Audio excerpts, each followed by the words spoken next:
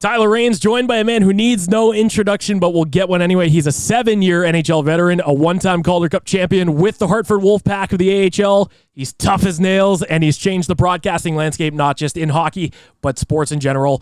Ladies and gentlemen, please join me in welcoming to the show, PJ Stock. Thank you.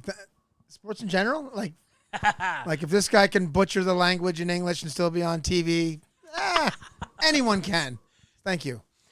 Now, you know what? There's a lot to unpack here. We'll start at the beginning, PJ. Your career, you started playing hockey. You started in junior A. You were a defenseman. Yep. Now, as you went up through the ranks and eventually to your NHL career, which we'll get into as well, you started off as a defenseman. You transitioned into a forward. What was that like?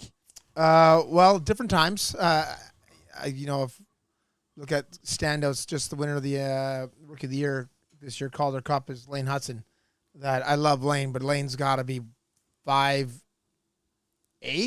I'm trying to give him a couple inches and maybe 165 pounds, and his talent's unbelievable. I was playing at a time, and I was 5'10", 180-ish, and it just everyone wanted bigger. And to be honest with you, I was a terrible defenseman. I played defense. It was a different time where they were looking for bigger bodies, more physicality, and the coach, I was more or less a halfback on defense. So since he's half the time back, let's try him half the time forward. So they moved me forward at 20 years old, and it just kind of clicked. It just clicked, and I went from playing junior defense a year at St. Francis Xavier in Antigonish to the New York Rangers, which was pretty crazy. So it was pretty awesome. So I can't complain about the transition. It was pretty awesome. It was a great move, and it helped that I could play a little bit of defense. I was okay in my zone only because of that, but the rest of the game wasn't too strong. And you know what? Speaking about that, let's talk about your journey a little bit. Like we mentioned, you started in junior A, then you went major junior with Victoriaville, then Francis Xavier, and then eventually to the New York Rangers. Yep. How did that whole journey come to be? I'm curious to know that. I don't know how much time I have. By the way, thanks everyone for the Red Solo Cup. I'm feeling really special. Thank you very much. You busted out the best stuff for me here, Glens Falls. Thank you. Well, growing up, kind of like the league that you guys have right here, I wanted to go to school in the States. So the Tier 2 league was the best route for me. And at the time in Quebec, a lot of the American universities didn't come to Quebec. So you were encouraged to go to Ontario. You were encouraged to go to the SJHL in Saskatchewan. So you left. A lot of the guys that I grew up kind of idolizing in my area. Funny enough, Kent Hughes is now general manager of the Montreal Canadiens. His brother Ryan went to Cornell. Kent went to Middlebury. I had friends in my neighborhood that went to RPI, and it was just something that, growing up watching Notre Dame football on a Saturday, I wanted to do that, but for hockey. So I left at 17 to kind of chase that dream. Ended up in Pembroke, Ontario. And at 18 years old, when I had a couple offers, my parents didn't think I was mature enough to leave home to go to the States.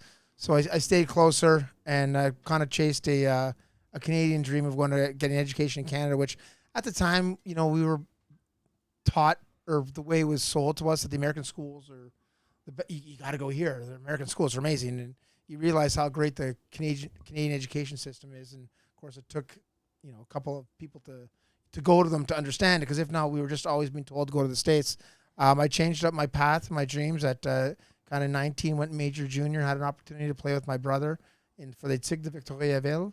And then Victo, the next step was a Canadian University, which was St. Francis Xavier, and pro came after my first year. So I didn't get the X ring, but I got a chance to play with Wayne Gretzky, so it kind of made up for it. And you know what? That was actually my next question here. Now, you got to play alongside a pretty incredible Rangers team that for your rookie year.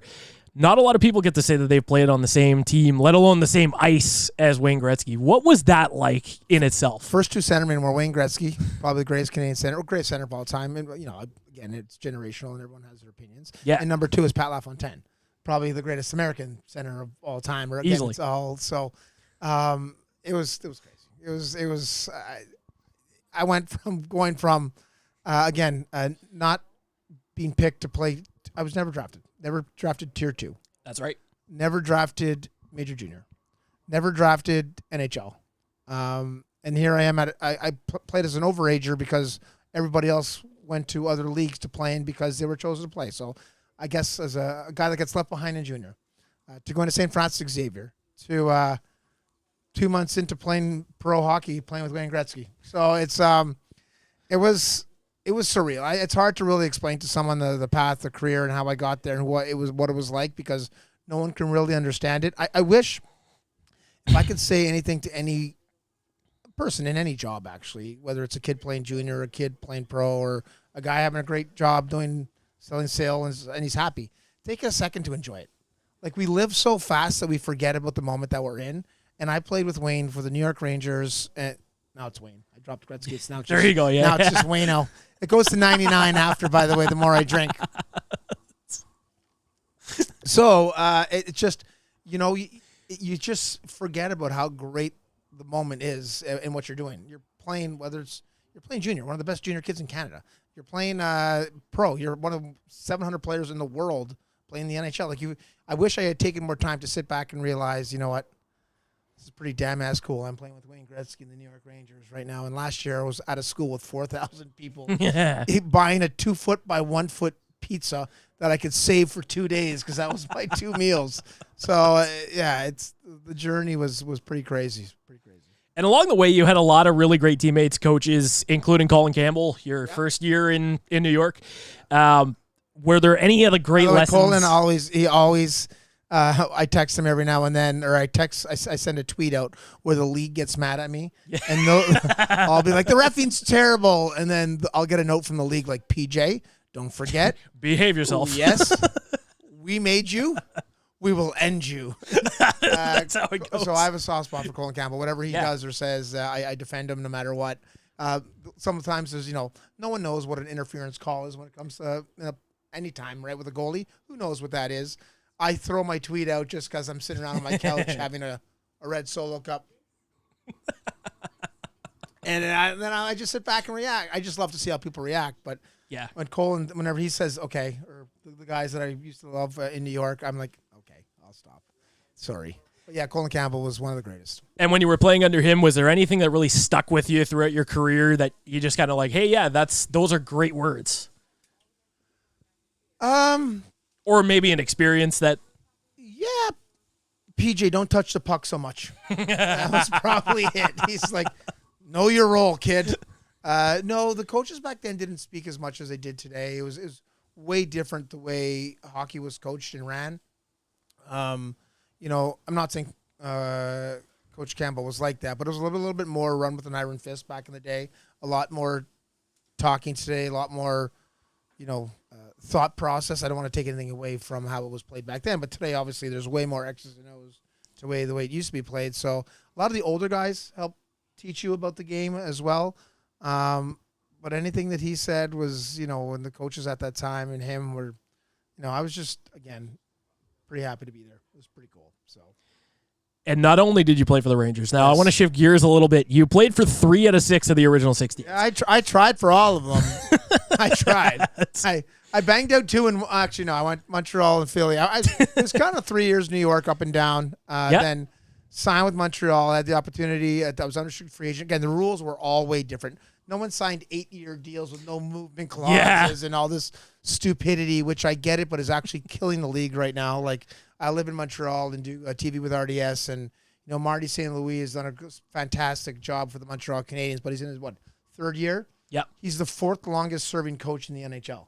Isn't that crazy? That's insane. That's what the game has become because all the players, and you just saw what happened in Dallas. By the way, I'm taking over right here on this conversation.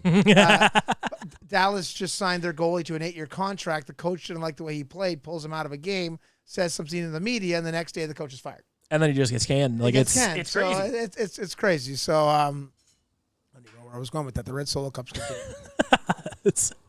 But either way, like with those teams, you got to play on both sides of the rivalry between Montreal and Boston, and this is one of the most fierce rivalries in the game. What was it like playing on both sides? That's the fun thing that as you're doing what you do, and we do this with mics in our hands right now. We now create the rivalry. The rivalry is not like it used to be. The rivalry used to be players played on a team for pretty much their career, You played that team 8 times a year. You hated them because of stuff that had happened the game before, the shift before, the month before, the year before, and it added and added and added, and now it's you play they play them 3 times. Yeah. Like the Canadians play the Bruins 3 times. You play them in everyone. They start almost, or let's say the Leafs in Canada here. I think they start always the first Saturday of the year is Canadians play Montreal, and then they don't play again until like March. So it's the media now that holds on to the thought of a rivalry.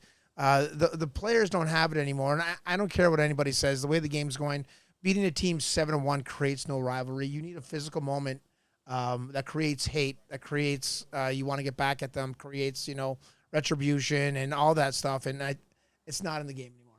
So rivalries, the Bruins, Canadians, it was there, but not like what it used to be. Yeah, and it was us guys holding mics that tried to convince us that, what do you think about the rivalry? I'm like, they got 18 new players this year, so I don't really have anything against anyone yet. So the rivalry is different in sports than what it used to be. It's just kind of, like you said, it's a lot different now. Do you think that there needs to be more of that these days? What's the swearing rules on this? I don't know. I can't get fired, right? I can't get fired? No, you're good now. No, like, fuck me. Someone hit someone. Like, crying out loud. Like I just said, physicality has to be brought back into the sport, and that's kind of what we're watching the Stanley Cup final, and isn't the playoffs so much fun to watch? I know players can't play that way for 82 games. I don't know why. We played that way for 82 games, but today these guys can't play for 82 games. But it's just kind of, they have to find a way to bring back that hate into the game. And I don't know how they're going to do it, but that's what they have to do, because the game right now is just not like it used to be. I understand with the headshots and all that stuff as well, but the entertainment. I know everyone's like, fighting is terrible, but the moment someone drops their gloves, everyone in the rink gets up. So I'm not saying fighting is a solution to anything, but when there's a big hit, everyone looks like, what's going to happen next? And I get it, I understand it.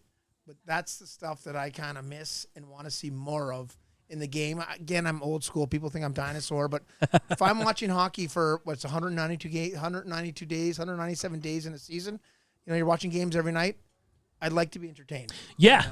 I 100% agree. It's almost like, in a way, the league's gotten a little bit softer, right? You have players who don't want to be hit as much. More talented. I don't want to more talented for sure.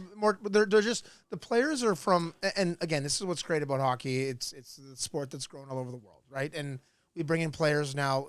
I played Finnish, Swedish, Czech, Slovak, Russian, and then Canada, US. Pretty much there. Sprinkling one from here. Now it's Belarus and Germany and France. It's everywhere. It's just, and they bring over, the way they grew up, and they grew up not playing a very physical game. They grew up, they're very talented. They don't really hit because they play an Olympic-sized rink, so they don't want to be taken out of position. So that talent, gets brought into our game. One team wins, and then it becomes a copycat league, and that's kind of what happens. We're stuck in this world of, you want to have a physical. Now you have Florida winning, which is going to be really interesting. Oh, yeah. And if they win the finals here, do teams decide that they have to go back and be more physical? It's interesting what's going to happen, because it's always a copycat league and teams that win. And, Detroit was the first team that pretty much got away from a tough guy to have 4 lines that can play that way. And then, now we got to copy them. And then it's that kind of way. But, you know what, I love that stuff and miss that stuff. And we talked about rivalries before, and that stuff is kind of missed and I think loved in the game. And it's going to be interesting what happens if Florida can pull this off. I agree 100%. And, through the course of your NHL career, you earned... Awesome, by the way. You haven't said that yet. Yes. Standout. Definitely was. 5 goals. 7 years. That's all-time leading scorer. One on Broder. Backhand. Shelf. That's a flex right there. Thank you. No, during your career, you earned a reputation with one of the most fierce enforcers in the league. What do you remember about your first major league fight? And was there one guy that you were just like, man, that's one that I'm always going to remember? Well, thanks to YouTube now, there's a lot of them that I can remember, and it's kind of saves me a little bit, because if you look at my stats, by the way, don't look at my stats. If you do look at my stats, just know that he's an absolute beast. Yeah, it was not good. It was not. I mean, the pucks weren't frozen like they are today. The ice wasn't as clean. my line mates weren't that great. But it's funny, when I first started, is there a fight that, there was one with Stephen Pete, and I believe in 2001, that gets a ton of love on social media, and God rest Steve Pete's soul, and passed away a year ago or something. But, it did get a lot of airplay. And so that was pretty cool. But I think when you think of guys and moments at that time, one of the funniest things was, I don't want to date myself here, but when I grew up, we had no internet. So my brother used to, I wasn't a crazy hockey fan, but my brother used to collect these magazines called Tough Magazines. Tough Mag, I think it was called. And it ranked all the team's tough guys in the league. Punching power and all these guys. Yeah. And back then, when you go to the bathroom, right, you read the toothpaste or the magazine that was there. So I had one magazine or a thing of toothpaste to read when I went to the bathroom. So kids don't know how good you have it right now. Bring your phone to the bathroom. You have no idea, kids. Anyway, so I used to read this Tough Guy magazine. My brother would get a couple a year, and lo and behold, after playing, junior and St. FX, I never thought pro was ever in my scope ever. I wasn't good. Here I am playing pro, and I'm lining up against that guy. I'm like, that's the guy from the magazine. He's got punching power 10. Stay away from that guy. And oh my God, every game was like someone. It wasn't like, oh my God, there's Mario Lemieux, there's Peter Nedved, there's Mark Messier. It's like, that's the guy from the magazine. It was like, there were some crazy tough guys back in the day. Obviously Bobby Probert, Ty Domi, George Arak. The list goes on. And Gino Ochick. There's so many guys, and I'm like, so the one I remember is the one that gets the most play. There's a lot I try to forget. Oh yeah. So that's what YouTube is also good for. The ones that you got beat up, but just being able to be on some of the ice with some of these cool guys that I read about while going to the bathroom back in my house in Montreal was pretty special. When you're going up against a guy like a Gino Ojic or a Ty Domi, is it easy to get intimidated in that situation? You're just like, man, this guy's not in that situation. And the hardest part was sleeping the night before. That was the hardest part, knowing that there was a possibility that's going to happen. Like, so everyone in your head, right, you replay how the game's going to go. Like, you're an offensive player. You're thinking about how you're going to beat the goalie, how you're going to go one-on-one on this defenseman who has a good crossover. He's right-handed. If you come down on him, you're thinking of going inside out. I'm thinking of, if I get Ty Domi, he's shorter. He grabs your collar. He spins you. He's a lefty. And I'm going to bed thinking, okay, how do I counteract? Like, that's how my head went. It was like completely, and that's probably why I didn't play as well. I did play well. The system wasn't good, and my line mates weren't good. We talked about that. But a lot of that, like, it consumes your thought process at night, because you could get hurt. Yeah. For sure. You could get hurt. So like I was nervous about all of them, all the time. But it wasn't during the game or the next shift. I'd get myself pumped up to do it. Like, okay, just don't die. Just don't die. You got this. He's 7'4", but you got this. The guys need a little pump me up right now. Get out there and just don't die. And then I'd go. And then if it went okay, it went okay. I get back. I'm like, okay, I'm still here. We're good. But the night before was the toughest time. It's always the toughest the night before, yeah. Oh, it was terrible. Especially after you fought a guy that, Rob Ray was lucky enough to land 17 rights in a row one night and break a bone in my face. And the next time I had to play Rob Ray, I'm like, oh, okay. This is awesome. I'm like counting down the days till I got to play Rob Ray again. And I'm like, do I have to fight him again? What are my teammates expecting? What do I expect? I until you go through those moments, it consumes your mind space and your thought process. Coach is doing a 2-on-1, and I'm like, sorry, Coach, I can't do this. I got to sit in the corner and cry for a bit, because I got to pretend that I'm going to get my face broken again. I got to just think this over here. So, yeah, fun part of the game. I miss it. 100%. And you know what? With all of all the fights that happen on the ice, I've always been fascinated by the fact that there's still guys that you can be best friends, and you throw mitts, sit in the box for 5 minutes, and you're still best friends at the end of it. Yeah, it's one of those, rugby's a great game. Yeah. Hockey's a great game. I think hockey sometimes, the top end guys get talked about way more than the bottom guys. A lot of times those bottom guys are a lot of the the energy and core of the teams. The top guys are the talent, obviously, but it is about a culture in a locker room and a culture on the ice, and it's. I think we understand what we are more on the depth chart, and we know it's a business. We're happy to be there. We want to give everything because we want the team to win.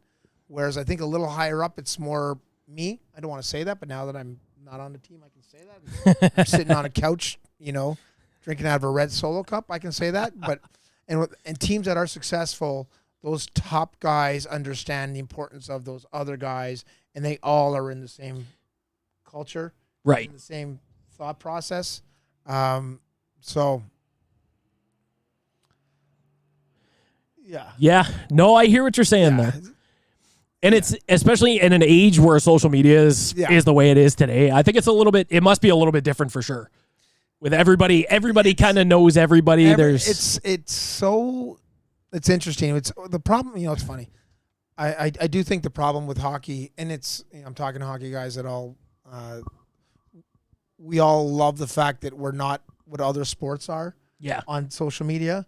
But I also think we need to be like other sports on social media. So, right, there's a good and a bad to that. And I think that's kind of our, we want our basketball and NFL has grown to a level of craziness. And a lot of people use their platforms and who they are. And we don't have, we have those personalities. We just don't build them up enough. That's definitely something that we got to kind of get going here. I agree. In our game. I agree 100%. Now, I want to backtrack a little bit to your Calder Cup winning season with the Hartford Wolfpack. Yes. You go into that finals. Yep.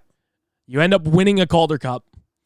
In that moment. Rochester, we won in Rochester. When the Buffalo Sabres went on that crazy run. Oh, yeah. Prior to that, they were all in the American Hockey League. Afinogenov. They had JP Dumont. They had Campbell on defense. Like they were stacked. Just an unreal team. Yeah, they were stacked. And I was with the Hartford Wolfpack, which the Rangers Farm Club, which we were good American League team, but we didn't have that NHL talent. Yeah. So now you beat, like you were mentioning, you had all of those names on the Rochester Americans, right? Yeah. You beat a team like that. Yeah. You're going up, and you get to hoist the cup. What was that moment like? Like, what's going through your head when you go up and you're holding that trophy? Yeah, you know what? I said this earlier before, and I don't know how this is being cut or spliced or whatever, but, I wish I took a moment and sat back more and enjoyed the moment. I think back of it, and I could, it's kind of like a moment. I have some cool pictures that I remember from it, but I can't really give you enough. I can tell you that the everyone says it's not always about the journey, not the destination. Right. I can tell you about the playoff run. The playoff run was unbelievable. By the way, you guys can't see behind the screens right now, but I just got a new red Solo cup. So I'm just gonna give you a quick second. They're taking good care of you over here. Cheers, partner. So, everything's about. If there's a young player watching, it's nothing's about the destination. It's always about the journey and things you can learn on that journey. And my journey was pretty crazy. I went from, again, going from an okay defenseman to an okay forward to getting called up to New York to being playing in the American Hockey League to being not a great American Hockey League player until finally a coach comes in and finds a role for you. It's not every coach likes you. Right. And a coach found something that I can do, and I ended up being put on a line with a guy named Brad Smith, who's one of the American Hockey League's all-time scorers, and a guy named Jason Daw, who played for the Buffalo Sabres and I think scored 20 goals one year. And my job was to shut down their other team's best center and let my two offensive guys play kind of 4-on-4. And it was just a role that I really loved and got thrown into. Normally, I'm always at third, fourth line matchup against third, fourth line. And here I am on the top couple lines playing against the top couple players. And I just, the pride that you have in like shutting down their best player was a kid named Dominic Pittis, who not an NHL great, but dominated the American Hockey League. He kind of was one of those in-betweeners. So good at the American Hockey League, but just couldn't make it at that next level. And my job was to shut him down. I shut him down, and then all I did was follow him around. I didn't care about the puck, anything. If I can take care of him, my two line mates played 4-on-4 with our defensemen and kind of, and I remember all that. Hoisting the cup, I don't remember. What I do remember is as we celebrated the win in Rochester and we're about to leave, we have 2 buses filled up with everybody. I didn't know this at the point, but that a bus actually at the back of a bus, there's a door on the roof. I guess it's like an exit in case whenever you fall sideways or whatever, you can get out, crawl out the roof. So we're about to leave, and the bus driver goes, "Hey," by the way, I don't know why everyone calls the bus driver Bussy. So Bussy is about to leave, and he looks back. You guys all good? Of course, we've been drinking for hours, right? Smoking cigars, pictures with a trophy. No idea where anyone is because we have 2 buses. We're like, yeah, we're good. He hits the gas for 2 seconds, and all you hear is boom, boom, boom, and we just see a pair of legs fall into 2 legs fall into the hole. We had guys that were drinking on the roof of the bus, so no one was hurt, but. We picked that, again, do I remember raising the cup? No, but I remember guys falling into the hole. All the fun times. Like that's the life right there. That's the memories from hockey, which are awesome. What you miss? No, 100%. And, if I remember correctly, now correct me if I'm wrong, you had to retire because of an eye injury. Yeah. I got a stick and knife, a face-off. So, and it was a night I got into a fight. I had a black eye. No one really knew what it was. Accumulation time after time. It's scar tissue, eventually what it was. Had a surgery, and they kind of didn't botch the surgery, but my eye didn't respond. Yeah, just never fully really recovered to get you back in the game. Yeah. Now, at that point, you find out that your career is basically done. Then eventually you move into broadcasting. Well, I'm in a bar. Hold on. Yeah. Take a sip of your solo cup. Yeah. Yeah, cheers. So I'm in a bar one night just after I retired in 05. And, sorry. In 05, and a guy comes up to me as I'm paying for the drinks. He goes, "Hey, want to do a radio show with me tomorrow?" And I'm like, "If you pay for my drinks." He's like, "Okay." Little did I know his radio show was sponsored from that bar, so he didn't pay for my drinks. So I paid for our drinks. I agreed to Montreal guy. I went in to do radio. I did a few radio shows with him. Mitch Melnick is his name, out of Montreal. And then I ended up getting my own radio show a couple weeks later, and before you know it, radio led to TV, and it's been a pretty cool run the last so many years. Just kind of came naturally to you as you went? No, I don't know. Again, I never really sat back and, like you said, I never really took a moment to appreciate where I was. I was doing radio in Montreal, which was super cool. I just thought it was doing radio in Montreal. Then I'm on Hockey Night in Canada, and it's like, I'm doing TV, whatever. I never really appreciated it. I think it's till it's gone. And now it's, I do TV in Montreal, RDS, which is a lot of stuff with the Montreal Canadiens, which is super awesome. They're finally a little bit better because it's hard to do stuff talking about a team that's last in the league. Oh, yeah. And be like, oh, that was a great game. But, PJ, they lost 14-2.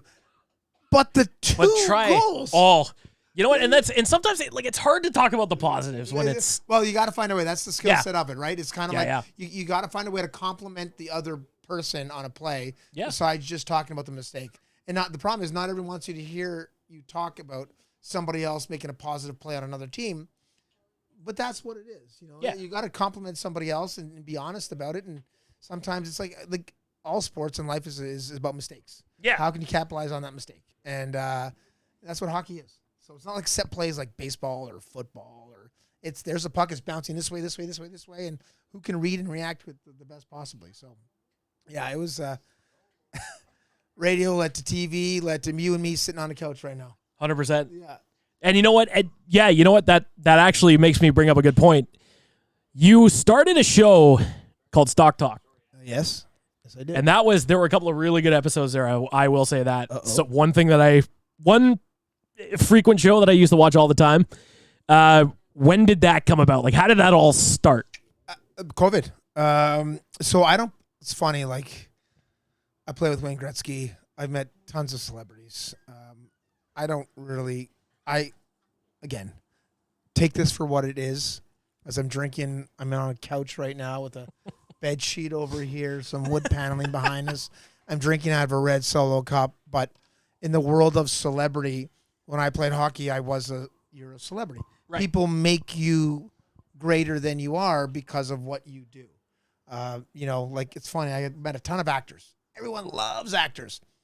No one knows an actor. They just know who they act like. Right. Right. And they're a celebrity because they can act like somebody else. Exactly. They're not a celebrity because of who they are. I can skate a little bit. Well, I can get punched in the head maybe harder than somebody else.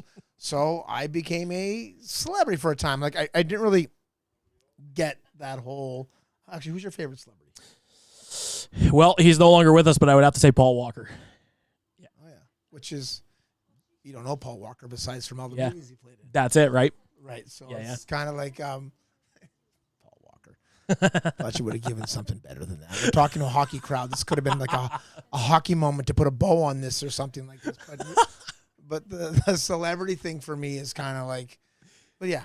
So I was hence a celebrity for a moment, but that's what kind of sports are. Usain Bolt is the fastest runner in the world. Right. Celebrity. Like because he's fast. Yeah. But that's kind of Paul Walker. Paul Walker. I could also say PJ Stock. That could have been better. That was your opportunity to make up for this, but yes. No, and then so you started the show during COVID. Yeah, so we started. So sorry. So we started. No, that's all right. So we started doing during COVID. And I knew all these people that are celebrities, and I'm like, you know what? They're just buddies. John LeClaire is one of the greatest power forwards of all time. John just loves crushing beers and hanging out. John's awesome. Yeah. And people don't, they just think of him this way. John's you and I, but richer. But super cool. Eric Lindros. Eric Lindros is the man. Everyone just thinks of Big E as didn't want to go to Quebec because of no one even knows the reason. There's so much more to it. Ray Bork, Doug Gilmore. They're all these, actors and entertainers. My buddies from the Dropkick Murphys. Kenny is like one of the best guys ever, but he's on stage. He sings Irish punk rock, and you don't know Kenny's you and I. Yeah, but he's without drinking out of red Solo cups because he doesn't drink anymore. But yeah, so I decided during COVID to try to do something a little different to just show people that I know that are kind of celebrities or just guys that are chill. And I, head coaches in the NHL. They're celebrities, yes, but they're guys like you and I. Just with a really cool job. That's kind of, you can envy the job. That's it. But at the end of the day, just like you said, just like you and I. Yeah, just like you and I, but not as good looking as you and I. Haha, that's true. That's true. We look good. That we definitely do. Now, PJ, before we let you go, and I wanted to, again, thank you for taking the time to do this. This has been awesome. It's a really great chat. Yeah, well, it took us 15 times to get the camera to work, just so you guys all know. Yeah. Just so you guys know. A lot of people don't get the craziness that goes into a production on any facet. Right. Tech issues can be your worst enemy. Took us 18 times to do the intro, but we're getting there. We're going to wrap this bad boy up. 100%. Now, before I go, and I got to ask you this, not just in hockey, but in anything you do in life, what would be I would say, your best advice that you can give someone who's trying to chase their dreams, whether it's playing pro hockey, whether it's broadcasting, whether it's, going for that huge job at a big company? That's good. So this is gonna get awkward on you. First of all, when it comes to hockey, I'll give you this. There's two things. There's a famous basketball coach by the name of John Wooden, which I'll come back to that in a second. Yeah. But when it comes to sports, I was never drafted tier 2. I was never drafted major junior. I was never drafted NHL. I was a 5'10" defenseman that stuck to wanting to be better than everybody else. I wasn't. But the one thing that, I'm going to sum up. I never talked about myself and how I got to where I got to. But you asked me a good question, and we're talking to people right now. And it's Marty St. Louis summed up Michael Pezzetta this last year in a phrase. And he said, everyone's like, they made fun of Michael Pezzetta with the Montreal Canadiens because he's not the most skilled guy. He's a tough guy, struggles a little in his D zone, not the most skilled. And they're like, why is he in the lineup? And the coach said, you know what? Because he excels at something that takes no skill. And everyone in the media room kind of laughed, thinking like, ha ha ha, like he's got no skill or whatever. But what the coach was saying is the one thing that he excelled at that takes no skill is work ethic. That's the one thing in life that no matter what you do, there's no reason why you can't have it. Some people are tall, some people are short, some people are, have more assets of this, more money, they're faster. All those things we talked about which created celebrity.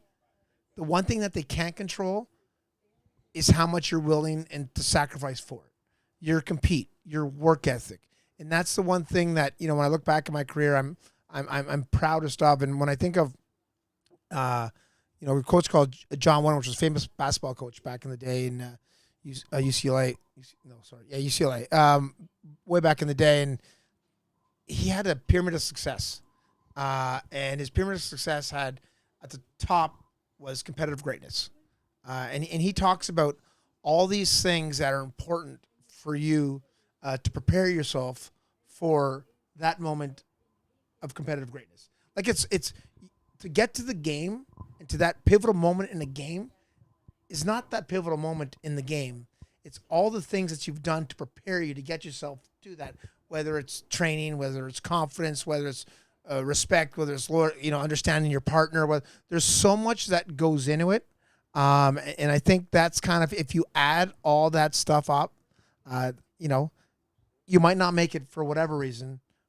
There could be somebody else that has a better chance, but you'll put yourself in the best position to have success. So your best advice is just have a good work ethic and do your best. Just work harder than everybody else. Right. No matter what. I don't care what you do and whatever excuse you have, just work hard. There we are. That was PJ Stock joining me on the show. Once again, PJ, thank you for taking the time to do this. It's been awesome. Thanks for the Red Solo Cups. It's been an amazing time. Thanks again, and all the best going forward. Thank you very much.